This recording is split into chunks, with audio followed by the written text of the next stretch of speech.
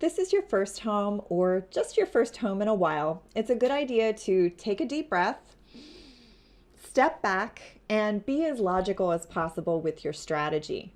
I know that can be challenging when you found a home you love, but I'm here to help you with 4 steps to a buyer offering strategy.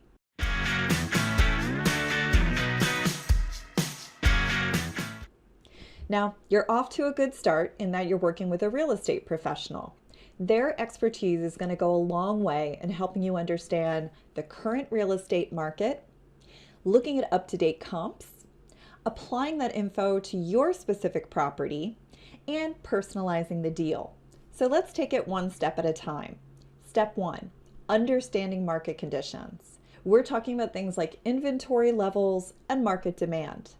Your agent will probably be sharing what's called a market performance report. One of the many benefits that you get from working with a real estate professional who uses Bright is insight into what's happening with listings. The inside scoop, so to speak, on who's viewing and seeing properties. This is really where you'll see what the competition is up to.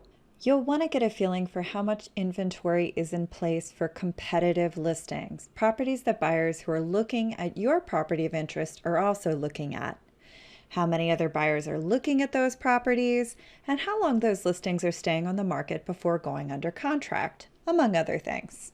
Step 2 is looking at the up-to-date comps. Comps are comparable properties.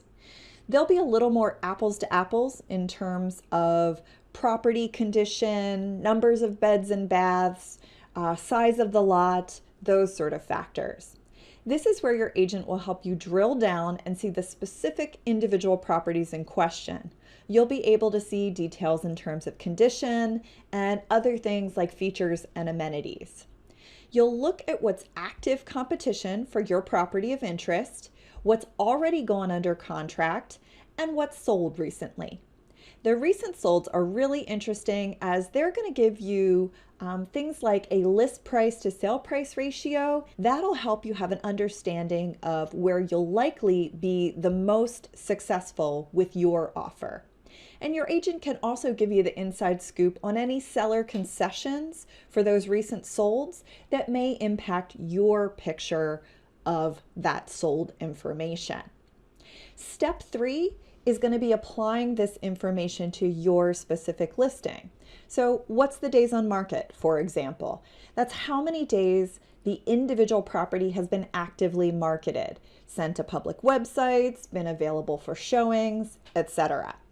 And then you'll also look at cumulative days on market. That's how many days total that this address has been listed both as this individual listing and if it's been listed previously in the same marketing period.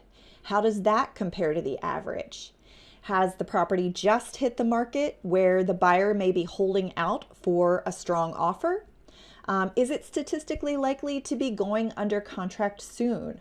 Or are your cumulative days on market and days on market way over the average? So you may be in a stronger position as buyers long to get the process over with. This is a great time to review the seller's disclosure so you know what's been done to improve or repair the property under the current owner's possession, and remind yourself of any disclosed condition issues.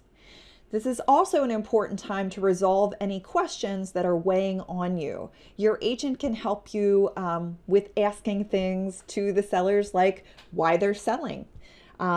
Is there anything strange you noted in your showing process that you want to get clarified? Maybe signs of unnoted repairs.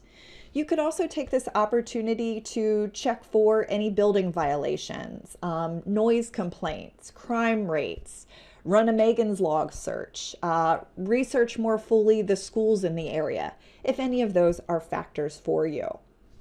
Step 4 is going to be to personalize the deal. The numbers aren't the only factor a seller will consider, and certainly not the only factor you should consider in your offering strategy. Your unique set of circumstances may be able to sweeten the deal for the seller, and you really should keep in mind that, especially if you're going to end up in a multi-offer situation, Your goal should be to make the process as painless as possible for that seller. Be sure that you're respectful and courteous in all your interactions, acknowledging the other party's needs, communicating clearly. Think about your settlement date. Are you flexible in terms of when you'll be ready to go to the settlement table or take possession? Are there contingencies? Do you need to sell a home of your own in order to purchase this one?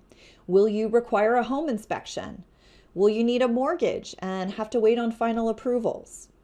Are there any inclusions or exclusions that you're planning to bargain on? Is this home going to be a long-term or short-term situation for you? The average homeowner moves every 5 to 7 years. What's possible? What would you like maybe to change about this home? Is that going to impact your offer?